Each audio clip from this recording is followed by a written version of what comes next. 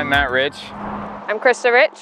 We got married 2.5 months ago and took off in our bus Cecilia. This is Cecilia, the short bus. So we were kind of joking about moving into a school bus or buying one and converting it. And we came back from a big trip and Christa was looking on Craigslist and found this bus for $3,000, about 6 hours from where we live. We live in Atlanta, it was in North Carolina. And we brought it to my dad.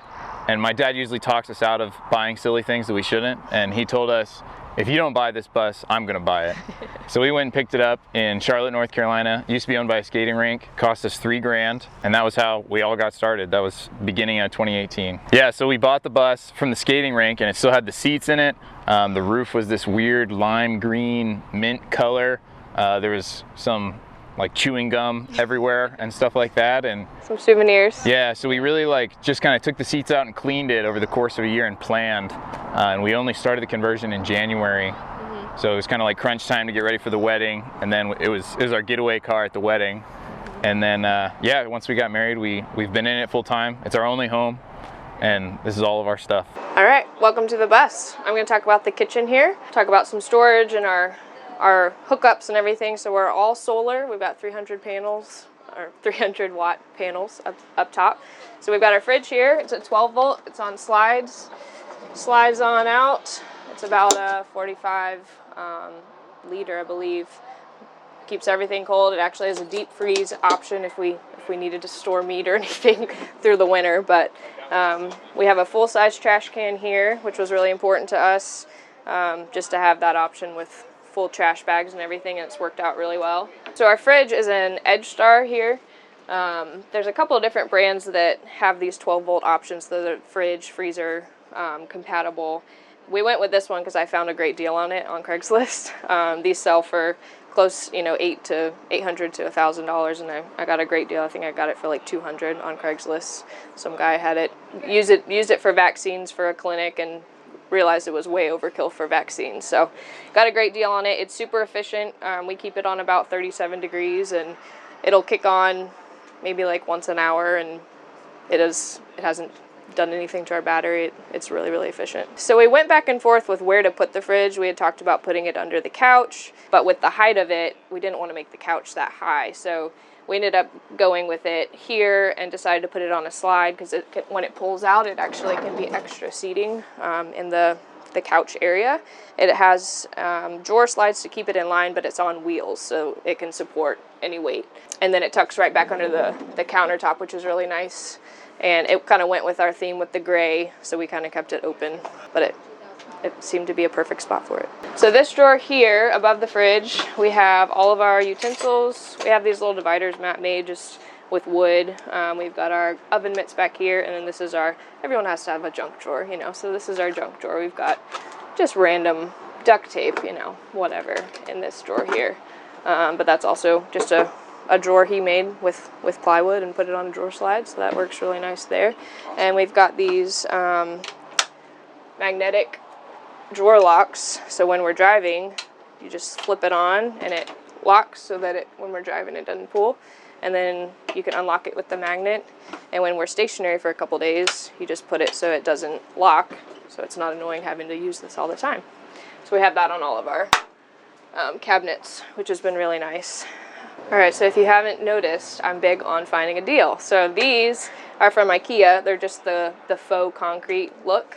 We had talked about doing like actual, pouring the concrete, and because we liked the look, but for the weight of it and the work, and it could crack, we found these, and we really liked the clean look of it, and it went with our color scheme, and found a great deal on them. I think we got like 9 feet for $50 or something.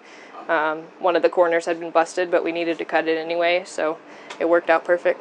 All right, so this is our golden gem of the bus here, our vintage stove. And this, again, I found this on Craigslist, or I think it was Facebook Marketplace, and I sent the link to my dad, and at the time it was I think it's called Harvest Yellow, or the vintage yellow color, which is, it was really fun, and the paint job was great. But I went ahead and painted it white. We just did like a high heat spray paint, and then just recently in Eugene, we actually ended up getting it powder coated. So it's in tip-top shape right now. But I found it for $35, and all of the propane, these worked, and we took it to his dad, and he checked out the oven part, and with a little fiddling, the oven worked as well. There was some boiled peanuts under here that we cleaned out, and a few little dirt daubers that had made nests in the actual like propane tubes. So once we got all that cleared out, like it works like a charm, and it's been great. We use the stove top much more than the oven because we cook outside a good bit, but it's been perfect. So this drawer underneath the stove is for kind of our bigger, we've got our pots and pans, we've got our cups, kind of our dishware, and we've got little dividers in between just to keep it all tight when we're driving. But this is also just a drawer that Matt made, and it's on a heavy duty drawer slide, and it's got the magnet clip as well, so when we're driving it doesn't pop open or anything. So that's really good deep drawer storage there. So then we've got our sink here. This was a antique store find. I think it was $15, and it was just a bowl, and Matt actually drilled a hole through it, and we added the sink drain component, which has been fun. It's kind of the vintage look. This is the only thing that's actually kind of rattled loose as we're driving, so we need to figure out a better way to attach it to the countertop. But if this is the only thing that gives us trouble, I think we're doing all right. We got this at a Habitat for Humanity restore.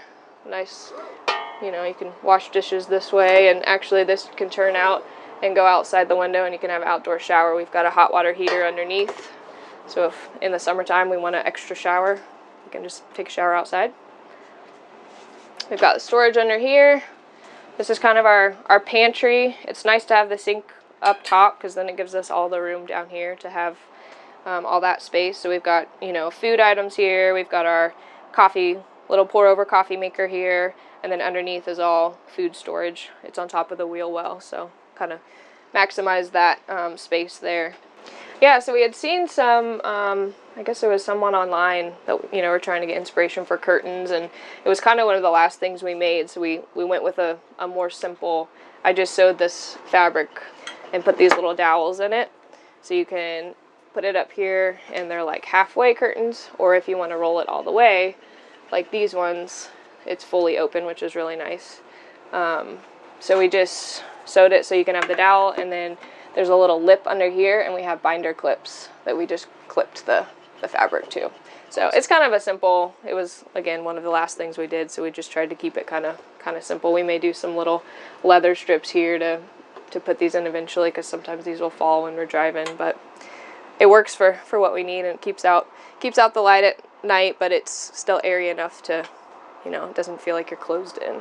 So from that angle, you can't see, which conveniently is how we planned it. This is our closet section. So we've got, I've got two shelves, and Matt's got 2 shelves, and what we do is we keep about a week's worth of clothes on the shelves, and then underneath the bed storage we have a bin. So after about a week we'll put those in the dirty clothes and switch them out. But it's just really nice storage, and they're open concept, so easy to get to, but you can't see it from the front when you walk in, which is really nice. So when we built the bus, we kind of wanted to have like a guest bed for, whenever somebody comes to town. My brother and sister like to travel a lot, so we figured they'd come and visit. So this little L couch we have pulls out here, and it's like the slats that come out, and it makes like a twin or a full-size bed almost. Call it our guest bed. I've had to sleep on it once when my dad came around, and it sleeps all right. But underneath the couch also, underneath here we have our 190 amp hour battery, along with some tools and a seat belt. And back behind the seat here is our basic solar system. We have 3 100-watt solar panels up on the roof. They charge our 190 amp hour battery through the charge controller. Comes in through these breakers and to all our loads. So with our 300-watt solar panels, we have no trouble powering the fridge, the water pump, the vent fan, our lights on a dimmer switch right here. We have some rope lights, and I think that's everything. So between the solar and our propane, that's all of our energy. It's all from solar and propane. So yeah, that's our solar back there. There's some extra storage back here for silly random stuff. Underneath the bed we keep our board games, things we only get to every now and then.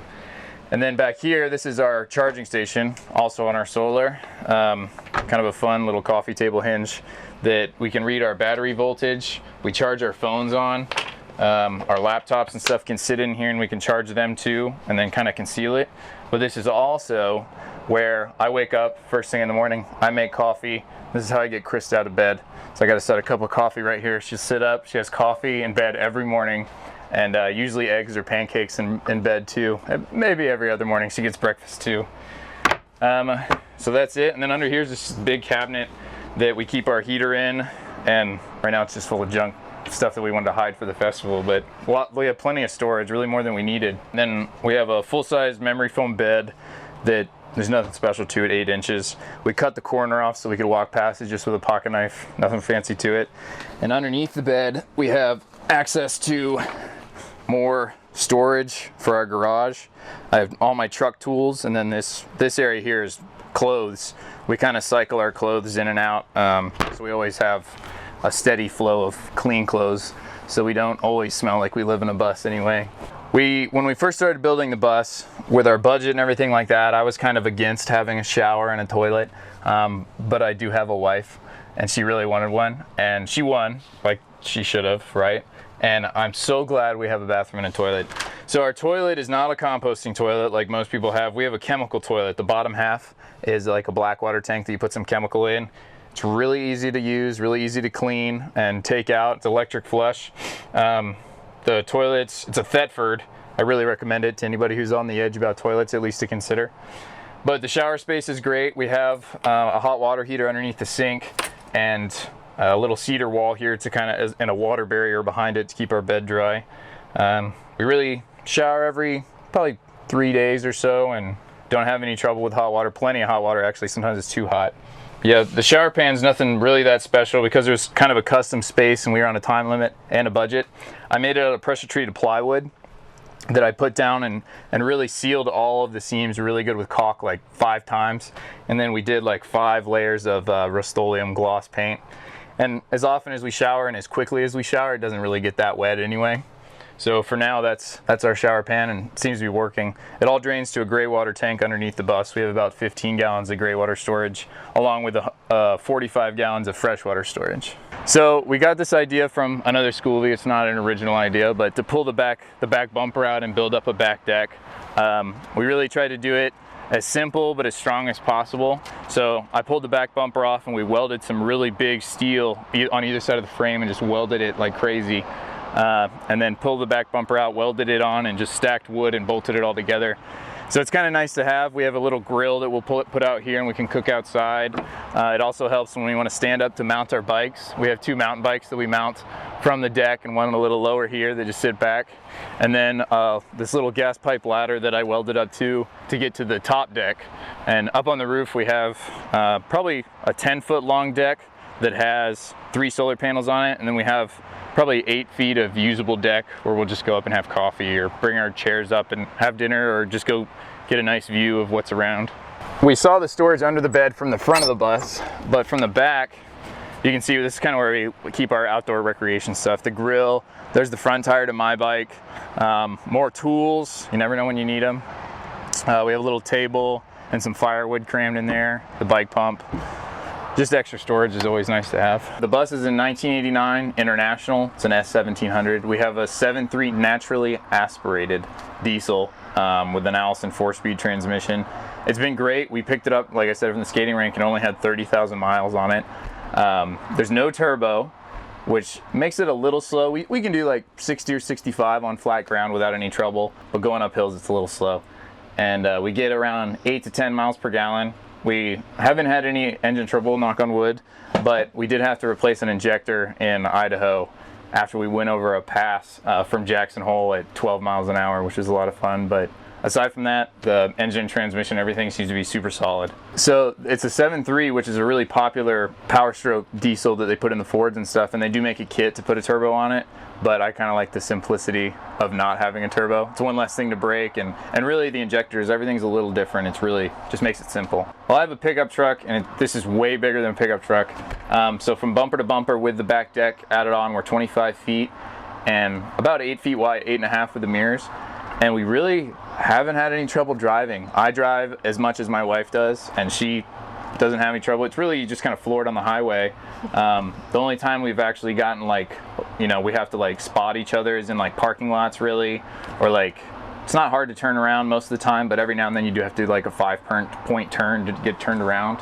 And in the Black Hills in South Dakota, we went through some tunnels on the Needles Highway that I was on the back deck with a walkie-talkie, you know, making sure that she could see that like we weren't going to make it through this tunnel, we were, and we had to back out of one.